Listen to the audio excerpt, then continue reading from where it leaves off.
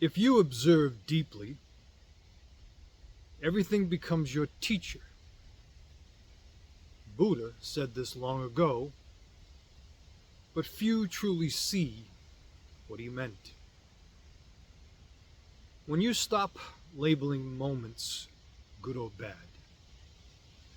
every person, every mistake, every shadow, every sunrise begins to teach you something. Even pain becomes a lesson. Even silence speaks. The universe is not against you. It's instructing you.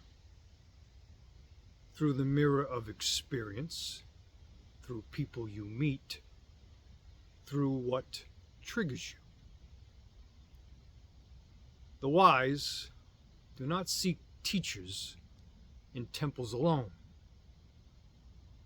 They find them in every breath, every encounter, every heartbeat.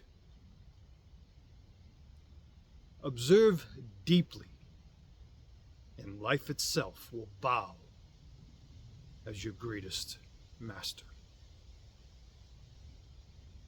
Follow for more warrior wisdom and life-changing truth.